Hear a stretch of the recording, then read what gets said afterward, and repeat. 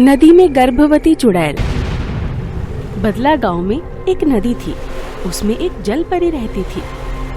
वैसे तो वो जल परी बहुत सुंदर थी, लेकिन जब जब उसे भूख लगती वो एक चुड़ैल बन जाया करती थी और नदी के जीवों को खाकर अपनी भूख मिटाया करती थी।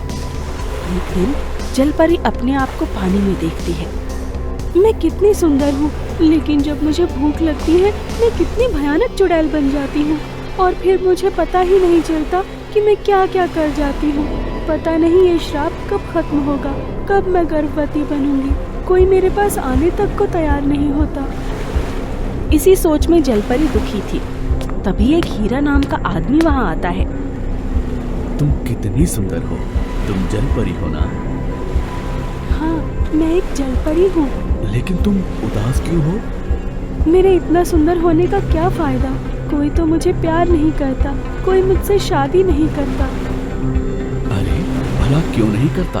तुम तो इतनी सुंदर हो, तुमसे तो कोई भी शादी कर ले। क्या तुम मुझसे शादी करोगे?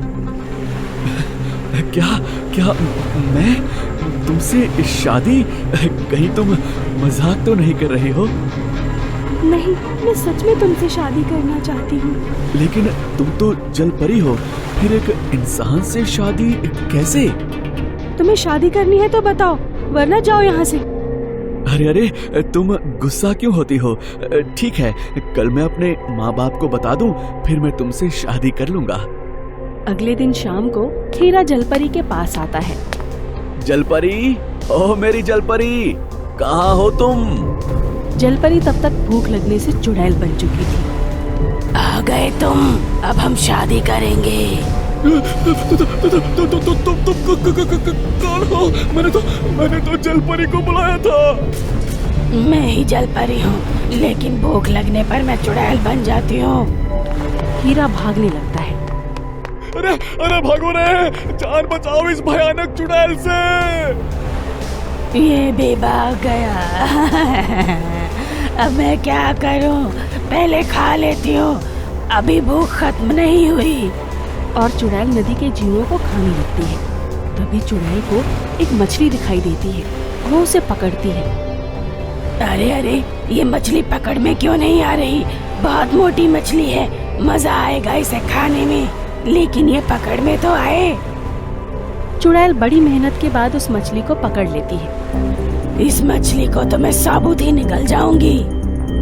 और चुड़ैल उस मोटी मछली को साबुत ही निगल जाती है, लेकिन वो मछली गर्भवती थी और वो चुड़ैल के पेट में ही अपना बच्चा दे देती है। और कुछ दिनों बाद, मेरा पेट इतना मोटा क्यों होता जा रहा है और मुझे भूख भी बहुत लगी है। लगता है ज्यादा खाना खा खा कर मेरा पेट निकल आया है। एक दिन गांव के कुछ मछुआरे मछली पकड़ने आते हैं। इस नदी में पहले कितनी मछली होती थी, अब तो बहुत कम मछली मिलती है। हाँ, पहले तो एक बार जाल फेंकते थे और ढेर सारी मछली जाल में फंस जाती थी। लेकिन आज कुछ भी हो जाए, मुझे ज्यादा मछली चाहिए, कुछ बेचने के लिए और कुछ घर में बनाने के लिए। दोनों को जाल फेंके हुए बहुत टाइम हो गया था, लगभग उन्हें शाम ही हो जाती है। चलो भाई, घर चलते हैं, अब इस नदी में कुछ नहीं बचा। दोनों अपना जाल खींचने लगते हैं। तभी नदी में पानी का बवंडर घूमने लगता है। ये पानी गोल गोल इतना ऊंचा क्यों घूम रहा है? अरे पता नहीं भाई, ये क्या बला है? तभी उस बवंडर में से एक चुड़ैल निकलती है और नदी में से जीवों को पकड़ पकड़ कर खाने लगती है। अरे अरे अरे, ये चुड़ैल कहाँ से आ गई? और देखो कैसे नदी के सारे जीवों को निकाल कर खा रही है। हाँ भाई, देखो तो ये मछली भी गपागप खा रही है। तभी तो अब हमें इस नदी में मछलियाँ नहीं मिलती। देखते ही देखते वो चुड़ैल बहुत सारे जीवों को खा जाती है। मजा आ गया, अब जाकर पेट की भूख शांत हुई है। और फिर भूख के मिटते ही चुड़ैल जलपरी बन जाती है। ये सब गांव के मछुआरे देख रहे थे और वो ये सब देखकर डर जाते हैं और वहाँ से भाग जाते हैं। ये मेरे पेट में इतनी हलचल क्यों हो रही है? अरे ये क्या हो रहा है? ये मेरे पेट में क्या घूम रहा है? लेकिन मेरे पेट में क्या हो रहा है, मैं कैसे पता लगाऊं? जलपरी खाना खाकर सो जाती है। थोड़ी देर सोने के बाद उसकी आंख खुलती है। अरे ये पेट को क्या हो रहा है? ऐसा लग रहा है कोई उछल रहा है पेट में घुसकर। माँ, बहुत दर्द हो रहा है। क्या करूं, कहाँ जाऊं, किसको दिखाऊं? तभी वहाँ कुछ औरतें आती हैं। राधा, मेरा तो कुछ दिनों से मन खराब हो रहा है, पता नहीं क्या हुआ है, पेट में भी दर्द सा रहता है। कहीं तो पेट से तो नहीं, एक बार गांव की दाई को दिखा ले, वो हाथ लगाते ही बता देगी। बच्चा हुआ तब भी, और अगर कोई और दिक्कत हुई तो तब भी। जलपरी उनकी बातें सुनती है। क्यों ना मैं भी एक बार उस दाई को अपना पेट दिखा लूं, लेकिन मैं ऐसे गई तो वो मुझे जानवर समझकर मार देंगे। मैं वेश बदल कर जाऊंगी। हाँ, ये ठीक रहेगा। अब चले, नदी की सुंदरता देखने में कहीं घर के काम न रह जाएं। दोनों गांव की तरफ निकल पड़ती है।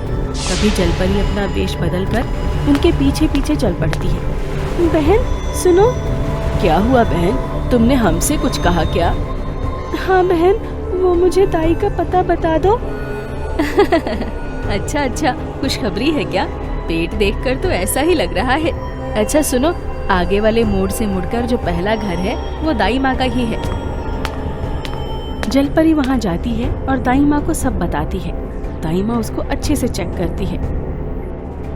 बेटी, तुम तो गर्भवती हो और कुछ समय में ही तुम माँ बनने वाली हो।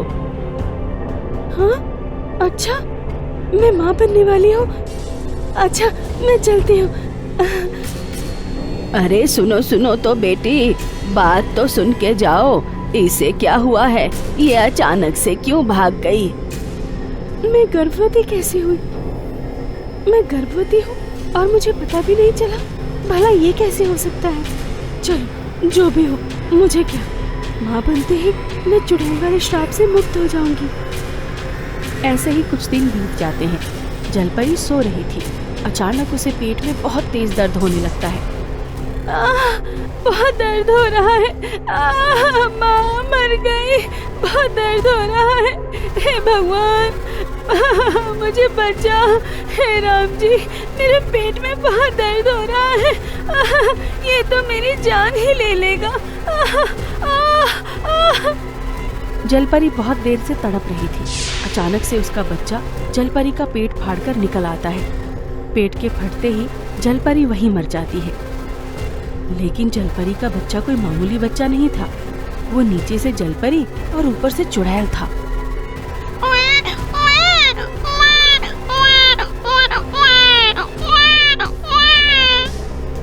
बच्चा कुछ देर रोता रहता है, लेकिन थोड़ी ही देर में उठकर खड़ा हो जाता है। भूख लगी है, सब खा जाऊंगा। भूख लगी है, सब खा जाऊंगा, सब खा जाऊंगा। इस नदी के सारे जीव खा जाऊंगा। मेरी माँ ने मुझे पेट में बहुत भूखा रखा, लेकिन अब मैं अपनी मर्जी से जितना चाहे खा सकता हूँ।